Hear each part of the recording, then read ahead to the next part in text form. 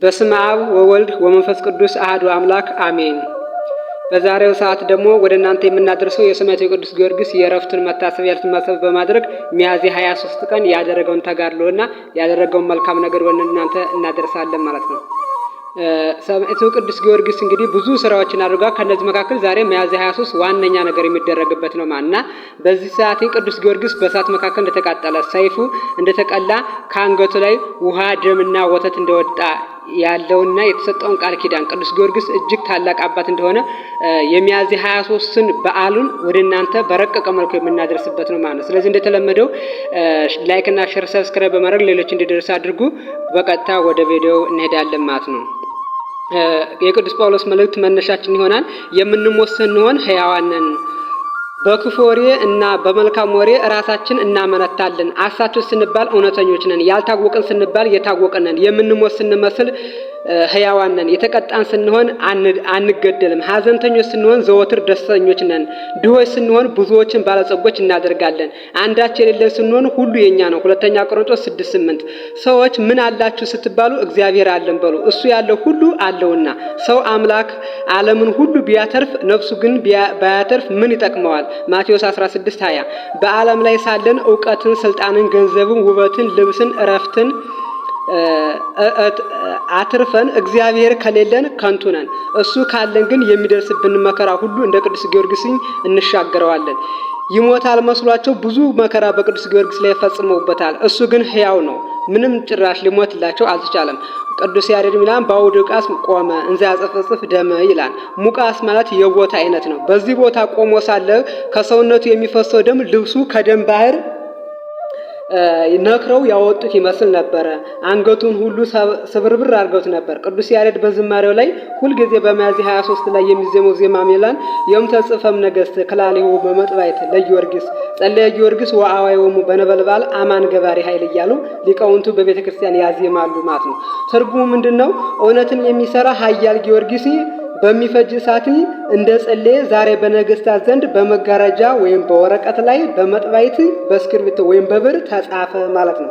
ስለዚህ እውነትን የሚሰራ ኃያል ጊዮርጊስ በእሳት መካከል እንደ ጸለየ ዛሬ በነገስታት ዘንድ በመጋረጃ ወይም በወረቀት በመጥባይት ተጻፈ። ይህን ወረው ተመላልሶ ይባላል ማለት ነው። እሳት ማለት የሚያቃጠል፣ የሚፈጅ፣ የሚያርም፣ እርጥቡን የሚያደርቅ፣ ደረቁን የሚያቃጠል፣ የበረደውን የሚያሞቅ፣ በአይን የሚታይ ነገር ግን የማይዳስስ ረቂቅ ፍጡር ነው።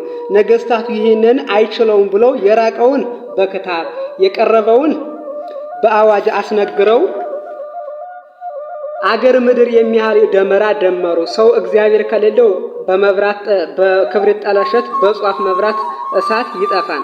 እግዚአብሔር ያለው ግን እንደ ባህር በእሳት ላይ ቢዋኝበትም አይጠፋም። እነሱ ግን የሚጠፋ መስሏቸው 1 ሴንቲሜትር ስኩዌር ለማይፈጀው የመሬት ስፋት አገር ምድር መሬት በእንጨት ከበቡ። 3 ሜትር ለማይሆኑ ቁመኑ እንደ ተራራ ያለ የእንጨት ደመራን ሰሩ። እሳት ኃያል ነው። አንድ ጊዜ ከተያያዘ መጥፊያ የለውም። ደረቁንም እርጥቡንም መቱን ይጠርጋል፣ ይማግዳል። ባህር ውቅያኖስ ካልከለከለው ከተማን፣ አዝመራን፣ ጫካን፣ ዱርን ያገኘውን ሁሉ መቱን ይጠርጋል። 70 ነገስታት ግን አንድ ብላቴና ጊዮርጊስን ለማቃጠል ለመግደል እንደ ተራራ ከመሩት። የከመሩት ዛፍ አልበቃቸው ብሎ የእሳት ነዲዱ እንዲጨምር የነበልባሉ እርዝመት ስፋት እና የእሳቱ መፋጀት እንዲጨምር ሲሉ እንደ ተራራ ከከመሩት ደመራ ላይ የተለያየ ቅመም ጨምረውበታል። ለምሳሌ ዝፍኝ፣ ድኝ፣ አደሮ ማር ወይም ቀላጭ ሰም፣ ሙጫ፣ ጨው፣ የሰሊጥ ቅባት፣ ባሩድ፣ የእርሳስ ብረት፣ የቅንጭብ ደም፣ የቁልቋል ደም፣ የዋርካ ደም በእንጨቱ ላይ ጨምረውበታል። ዛሬ እሳቱ ፈጥኖ እንዲነድልን ወይም እሳቱ በጣም እንዲነድልን ጋዝ እንደምንጨምረው ሁሉ የዘመኑን እሳት ነዶ እንዲጨምር ለማድረግ የሚጠቀሙት ኬሚካል ይህንን ኬሚካል ነበር ማለት ነው። የእሳቱ ነዲድ እንደ ተራራ ወደ ሰማይ ከፍ ከፍ አለ። ደመና ከምድር ከውቅያኖስ ወደ ሰማይ እንደሚጎተተው ሁሉ ነዲዱ ወደ ሰማይ ተንቀለቀለ። ይህ የነገስታት ነበልባል አንድ ነጎድጓድ ቢፈነዳም በቅዱስ ጊዮርጊስ ላይ የነበረው የመንፈስ ቅዱስ እሳትን አደከመው፣ አሸነፈው። ቅዱስ ጊዮርጊስ እንደ ብሉይ ኪዳን ክርስቲያኖች እንደ 3 ደቂቅ በእሳት መካከል ቀደሰ፣ አመሰገነ። ጋና ምድራውያንና ሰማያውያን የሚተባበሩበት ነውና ከቅዱስ ገብርኤል ጋር ሆነው 6 ቅዱስን አመሰገኑ። ቅዱስ ጊዮርጊስም ደግሞ ከቅዱስ ሚካኤል ጋር በመሆን በእሳት እንደ ደመና በከበባቸው የእሳት ነበልባል ሳሉ ውስጥ ሆነው ስሉስ ቅዱስን አመሰገኑ። የሐዲስ ኪዳን ካህናት መሰረት፣ ጣራ፣ ግድግዳ፣ ኮርኒስ፣ በር፣ መስኮት፣ መጋረጃ፣ ምንጣፍ ባለበት ቤተ መቅደስ እንደሚቀድሱ ኪዳን ማህሌቱን እንደሚያመሰግኑ ሁሉ ሊቁ ቅዱስ ጊዮርጊስም ጣራው እሳት፣ ግድግዳው እሳት፣ መሰረቱ እሳት፣ ምንጣፉ እሳት፣ መጋረጃው እሳት፣ መከሩ እሳት በሆነበት የእሳት ቤተ መቅደስ የእሳቱንና የነገስታቱን አምላክ ስሉስ ቅዱስን አመሰገነ። ኪሩቤልና ሱራፌል እግራቸውን ፊታቸውን በክንፋቸው ሸፍነው እሳታውያን ስሉስ ቅዱስን እንደሚያመሰግኑ ሁሉ ምድራዊ ኪሩብ ቅዱስ ጊዮርጊስም በእሳትና በደመና እና ድምፁ አስፈሪ ግለቱ አቃጣይ በሆነው ነበልባል ውስጥ ሆኖ ስሉስ ቅዱስን አመሰገናቸው። እሳቱ ለብዙ ሰዓት ቢያነዱትም ጊዮርጊስ ግን ማሸነፍና መግደል ስላልተቻለ ሌላ ቅጣት ፈለጉ። እንደ ፍየል ድንጋይ ለድንጋይ ጎተቱት፣ አረዱት፣ ከአስር ከፈሉት፣ መተሩት፣ ዘለዘሉት፣ በነሐስ ብረት ውስጥ አስገብተው ቆሉት፣ ጠበሱት። ከነዲዱ ብዛት የተነሳ እርጥብ ስጋው ወደ ውሃነት ተቀየረ። እኛ ሽንኩርትን አቁላልተን ወደ ፈሳሽነት እንደምንቀይረው ሁሉ እርጥብ ስጋው ወደ ውሃነት ተቀየረ። እጅግ እሳትን አነድዱበት። በእሳቱ ኃይል ተኖ አለቀ። ከምጣዱ ስርክራኪ ሲቀር ስርክራኪውን አጥበው ቀበሩት። ሰውነቱ ተኖ ያለቀው ቅዱስ ጊዮርጊስ እንደገና ከእሳት ተነሳ። ከስቃዩ ይልቅ ከሱ ስቃይ ይልቅ ያሰቃዮቹ ስቃይ በዛ። እሱን ማሰቃየት ለነሱ ስቃይ ሆነባቸው። ለዛ ነው ቅዱስ ያሬድ ጸለየ ጊዮርጊስ በአዋዮሙ እያለ የምናገረው። ስለዚህ በእሳት ነበልባል ሆኖ ቅዱስ ጊዮርጊስ ጸለየ። ሌላ ማሰቃያ አዘጋጁ። እሱ የብረት ጫማ ነው ያዘጋጁት። መረገጫው ብረት፣ ማዘቢያውም ብረት፣ ከብረቱ ላይ ከምስማር የሚበልጥ የምስማር ቅርጽ ያለው ብረት አዘጋጁ። ያንን የብረት ጫማ አጫሙት። የጫማው ምስማር የጫማ እግሩን ነድሎት ወጣ። በቁርጭምጭምቱ የነበረው ምስማር ጉልበቱን ጨርሶ ከጭኑ ድረስ ሄደ። መከራው ስቅለቱ እጅግ ጸናበትኝ። እኛ ትንሹ ሲወጋን እንዴት እንደሚያምን እናውቃለን። እሱ ግን እግሩን ነድሎ ወጣ፣ ከጭኑ ደረሰ። እንዲህም ብለው ሂድ አሉት። እሱም እንደ ሕፃን እያደህየ መሄድ ጀመረ። እንደ መንፈቅ ሕፃን እያደህየ መሄድ ጀመረ። ይህ አልሆንለት ቢልቅ ምን አለ ቅዱስ ያሬድ? ጸራ ጊዮርጊስ በአብይ ቃል ወይቤ እፎይ ይሄሊ ከማምላክ የተሰቅለ ዲበፀ መስቀል። ጸራ ጊዮርጊስ በአብይ ቃል ወይቤ እፎይ ይሄሊ ከማምላክ የተሰቅለ ዲበፀ መስቀል። ትርጉም ጊዮርጊስን ድምፁን ከፍ አድርጎ አምላኩን ጠራ። አምላኬ በመስቀል እንደተሰቀለ እንዴት እኔ አላስብም አለ። ቀራንዮን አሰበ። ስለዚህ መከራው በበዛበት ጊዜ አምላኬ በቀራንዮ ከተቀበለው መከራ የኔ መከራ ይበልጣልን ብሎ አሰበ። የእሱ መከራ ትንሽ መሆኑን አሰበ ማለት ነው። ስለዚህ ቅዱስ ያሬድ ጸራ ጊዮርጊስ በአብይ ቃል ወይቤ እፎይ ይሄሊ ከማምላኬ ተሰቅለ ዲበፀ መስቀል ተናግሯል ማለት ነው። ስለዚህ በተመሳሳይ መልኩ ዘማሪያኑን ቅዱስ ጊዮርጊስን መከራው በጸናበት ጊዜ ቀራንዮ እንዳሰበ ሲናገሩ ዘማሪት ፋንቱ ወልዴ ምን ትላለች? መከራው ቢጸና ጊዮርጊስ ታግሶ ቀራንዮ ሄደ በልቡ ገስግሶ። ረዳቱን አውቆ ታምኖ ተሰማራ ጊዮርጊስ በጸሎቱ ፈጣሪውን ጠራ። መከራው ቢጸና ጊዮርጊስ ታግሶ ቀራንዮ ሄደ በልቡ ገስግሶ። ረዳቱን አውቆ ታምኖ ተሰማራ ጊዮርጊስ በጸሎቱ ፈጣሪውን ጠራ። ቅዱስ ጊዮርጊስ ይህ መከራ ሲያገኘው አምላኬ ብሎ ከዚህ በላይ በመስቀል ተሰቅሎ የለ ብሎ አሰበ። ራሱንም አጽናና። ሰማዕታት ቀራንዮን ሲያስቡ መከራው ይቀልላቸዋል። ቅዱስ አቡነ ሽኖዳ ከሰማዕታት መከራውን ይሰማቸዋል ብለው መመናን ቢጠይቁት አዎ ይሰማቸዋል አላቸው። እንግዳ በማሕሌተ ጽጌ መከራው አይሰማቸውም ብሎ የለ ቢሉ አይ ቀራንዮን ሲያስቡ እመቤታችንን ሲያስቡ ግፋ ሰማዕታትን ሲያስቡ መከራው ይቀልላቸዋል ብሏቸዋል። ቅዱስ ጊዮርጊስን ቢቸገር ቀራንዮን አሰበ። በመከራ በችግር ቀን እናትን፣ አባትን፣ ወንድምን፣ እህትን፣ ልጅን መጥራት ሳይሆን ክርስቶስን መጥራት ነው። ክርስቶስን ማሰብ ያስፈልጋል። ጦሩ ስቃይ ወይም ደግሞ እኛ በመከራ ውስጥ ስንሆን ጦሩጦ ወደ ጠንቋይ ወይም ዶሮ ማረድን ሳይሆን ፈጣሪ ማሰብ ፈተናውን ያቀለዋል። ቀራንዮ ሰይጣን የተሸነፈበት ክርስቶስ ድል ያገኘበት ቀራንዮ ክርስቶስ ድል ያገኘበት ዲያብሎስ የተሸነፈበት ስለሆነ ቀራንዮን ስናስብ መከራችን ሁሉ ይቀልልና ማለት ነው። ከዛ በመጨረሻው ቅዱስ ጊዮርጊስን አንገቱን በቆረጡት አንገቱን እንዲቆርጡ ተፈረደበት። ወታደሮቹ ምን አደረጉት?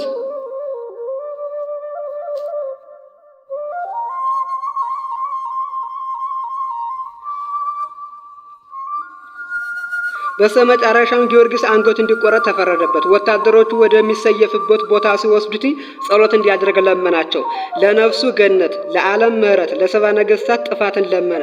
7 ዓመት ቢደክም አልመለስ ብለዋልና ምከረው ቢስል መከራ ይምከረው እንደተባለው ተቀጠቅጦም ለነገሥታት በዕለተ መዓቱ በቁጣ ቀን ነገሥታትን ፈርዶ ያጠፋቸዋል እንዳለ መዝሙር ዘዳዊት መዝሙር 9 ከቁጥር 1 ላይ ናሙርድን፣ ፈርዖንን፣ ሄሮድስን፣ ናቡከደነጾርን፣ ትራጂያንን፣ ድማጥያስን፣ ኔሮንን፣ ሃድሪያን፣ ኢንቱንፒየስን፣ ማርቆስ አውለሪየስን፣ ሰፒቲመስን፣ ሴብረስን፣ ዳኪዮስን ቫሪያንን ያጠፋ የቀጠቀጠ አምላክ ዲዮቅልጥያኖስንና ከሰባ ነገሥታቱ ከካህናቱ ከወታደሮቹ ጋር ሳሉ ቁጥራቸው 500,000 የሚሆኑን ሰዎች ከሰማይ ወርዳ እሳት በልታቸዋለች ማለት ነው። ስለዚህ እነሱ ያነሱት ሰይፍ ሰማዕቱ ቅዱስ ጊዮርጊስን ወደ ገነት ሲያስገባው ሰማዕቱ ቅዱስ ጊዮርጊስ ጸልዮ ያመጣው ሰይፍ ግን ቁጥራቸው 500,000 የሚሆኑ ሰዎች ገሃነም ወይም ሲኦል መውረድ ምክንያት ሆኗል ማለት ነው።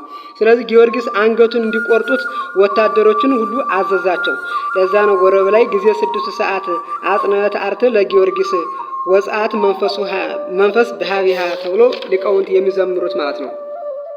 አንገቱን በሰየፉ ጊዜ ከአንገቱ ወተት ውሃና ደም ፈሰሰ። ለዛ ነው ቅዱስ ያሬድ ቅዱስ ጊዮርጊስ ሰው በተከለለ ደሞ ማይ ውሃ ሊበ ምነክሳዱ ፈልፈለ እያለ የሚናገረው። ስለዚህ ወረብ ቅዱስ ጊዮርጊስ ባረፈበት በሚያዝያ 23 ቀን ምን ጊዜም በሊቃውንት በቤተክርስቲያን ትበላለች። ቅዱስ ጊዮርጊስ ሰው በተከለለ ደሞ ማይ ውሃ ሊበ ምነክሳዱ ፈልፈለ። ቅዱስ ጊዮርጊስ አንገቱን በተሰየፈ ጊዜ ከአንገቱ ደም ውሃና ወተት ወጣ። ሰውነቱ ቢቆረጥ ቢፈለጥ በስለት ቢመታ ሰውነቱ ላይ ያለው ስጋ፣ ቆዳ፣ አጥንት፣ ጅማት፣ ደም ነው። ቅዱስ ጊዮርጊስ ግን አንገቱን በተሰየፈ ጊዜ በተአምር ከአንድ አንገቱ ከአንድ ምንጭ 3 ነገር ያለ መቀላቀል ያለ ማዋሃድ ንጹህ ደም፣ ንጹህ ውሃ፣ ንጹህ ወተት በተአምር ከአንገቱ ላይ ፈለቀ። ፍልቅልቅ ብሎ ወጣ። ሰው ከምድር ነው የተሰራው። ቅርጹም ምድርን ይመስላል። ምድር 4 ማዕዘን ነው። ሰውም 4 ማዕዘን አለው። ስለዚህ ከላይ ላይ የምናየው ምድርና ሰውን ነው። ምድር አለ፣ ሰው አለ። ሰው 4 አይነት አቅጣጫ አለው። ቀኝ አለ፣ ግራ አለ፣ ታች አለ፣ ላይ አለ። ምድርም ደግሞ በሰማይ ምድርም 5 አይነት ናት። በምስራቅ ገነት አለች፣ በምዕራብ ሲኦል አለች፣ በመካከል ላይ መሬት አለች፣ በሰሜን ላይ ብሔረ ሕያዋን አለች፣ በደቡብ ላይ ደግሞ ብሔረ ብፁዓን አለች ማለት። ስለዚህ ከሰው ጋር እያያዝ ነው የምናገረው። ከገነት ወይን እንደፈሰሰ ሁሉ ከቅዱስ ጊዮርጊስ አንገትም ወይን መፍሰሱን ለማስረዳት ነው ማለት። ስለዚህ ይህ ደግሞ በ4ቱ አፍላጋት የሚመሰል ነው። የ4ቱ አፍላጋትን ታሪክ ከተናገርን በኋላ ከቅዱስ ጊዮርጊስ ሕይወት ጋር አያይዘን እንጨርሳለን ማለት ነው። ሌሎችን ወደ እናንተ እናደርሳለን። ላይክ እና ሼር ሰብስክራይብ በማድረግ እስከ መጨረሻው ብታዩ ትጠቀሙበታላችሁ ማለት ነው። 4ቱ አፍላጋት ከብሔረ ጻድቃን ወይም ገነት በመመንጨትኝ ብሔረ ሙታንን ወይም ደግሞ መሬትን ይመግባሉ፣ ያጠጣሉ፣ ያረሰርሳሉ። ድርሳነ መስቀል መጽሐፍ ላይ በገነት ውስጥ ዕፀ ሕይወት የሚባል ንጉሠ እጽዋት አለ። ከሱ 4ቱ አፍላጋት ይፈልቃሉ። እሱም ቅዱስ መስቀል ይባላል ብሎ ድርሳነ መስቀል ይናገራል ማለት ነው። አንደኛው ወንዝ ስም ግዮን ይባላል ወይም አባይ ነው። ይህ በወይን ይመሰላል። ኢትዮጵያና ግብፅን ሱዳንና አጥንቶ ኢያሪኮ ሜዲተራኒያን ባህር ውስጥ ይገባል። ሁለተኛው ወንዝ ስም ኤፌሶን ይባላል። ይህ በወተት ይመሰላል። ይህ ደግሞ ሀገረ ዩናንያና ሀገረ እደኬን ያጠጣና ወደ ውቅያኖስ ይገባል። ሶስተኛው ወንዝ ደግሞ ስሙ ጤግሮስ ይባላል። ይህ በማር ይመሰላል። ሀገረ ዩናንያን አጥጥቶ ቀይ ባህር ውስጥ ይገባል። የአራተኛው ወንዝ ስም ኤፍራጥስ ይባላል። እሱም በዘይት ይመሰላል። ይህም አውሮፓና ፋርስን ባቢሎንና አጥጥቶ ቀይ ባህር ውስጥ ይገባል። እነዚህ አፍላጋት በክርስቶስ ይመሰላሉ። ከላይ ከገነቱ ወጥተው ዓለማትን በምግበ ሥጋ በምግበ ነፍስ እንደሚመግቡ ሁሉ በሁሉ እያለው ከሰማያት ክርስቶስ ወርዶ ዓለማትን መግቧል። ዓለምን አጠጥቷል ማለት ነው። ከሱ በመቀጠል እሱ ያስተማሩን ወንጌል የጻፉ እና ያስተማሩ 4 ወንጌላውያን ናቸው። 4 የሆኑበት ምክንያት በ4 አፍላጋት ምሳሌ ነው። 4 አፍላጋት ከአንድ ዕፀ ሕይወት ወጥ እንደፈለቁ ሁሉ 4 ወንጌላውያን ደግሞ መነሻቸው ከአንድ ክርስቶስ ነው። ክርስቶስ ወይን ይባላል፣ ክርስቶስ ወተት ይባላል፣ ክርስቶስ ማር ይባላል፣ ክርስቶስ ዘይት ይባላል።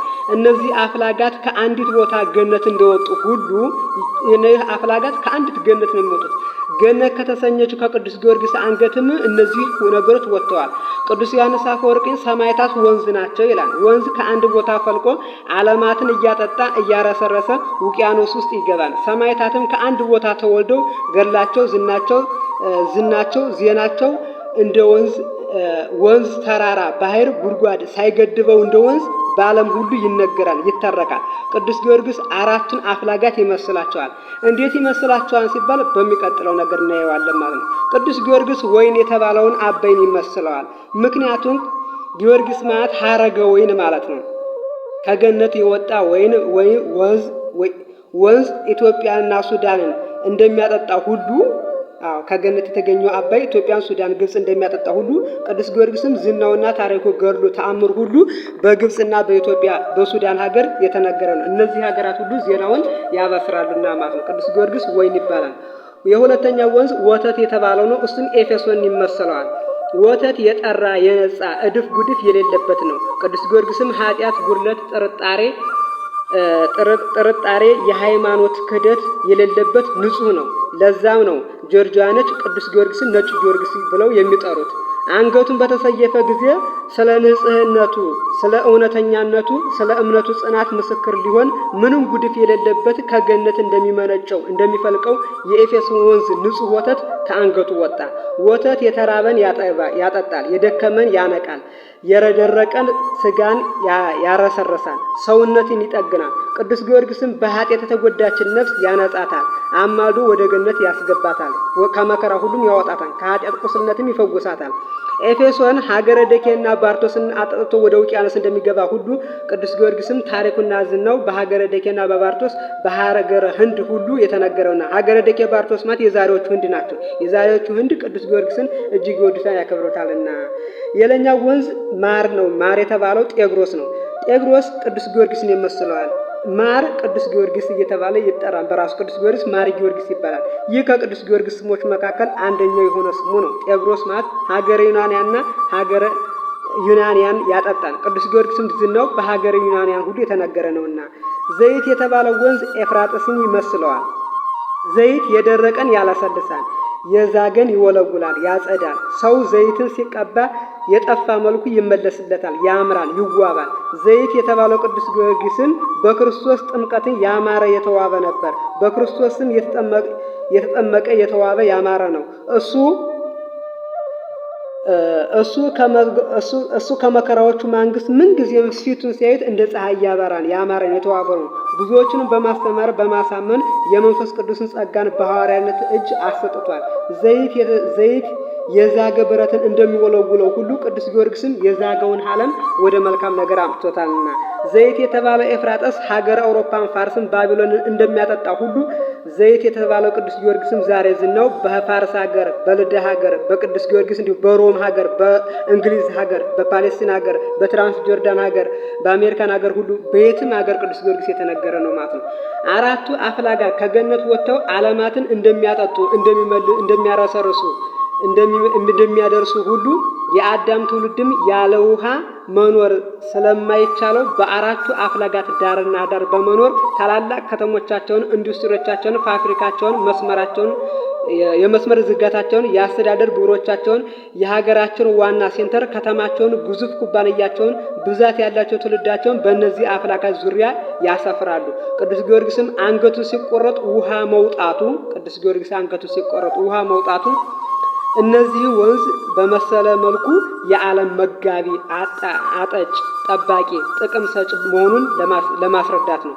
ውሃ የተጠማን ያረካል፣ ያደፈን ያጠራል። ቅዱስ ጊዮርጊስም ጽድቅን፣ ቅድስናን፣ ክርስቶስን በጎ ነገርን የተጠማን ሰባ ነገስታትን ባርነት የተያዘውን ዓለም አጠጣ፣ አጠገበ፣ አረሰረሰ፣ ክርስቶስን ገለጠ።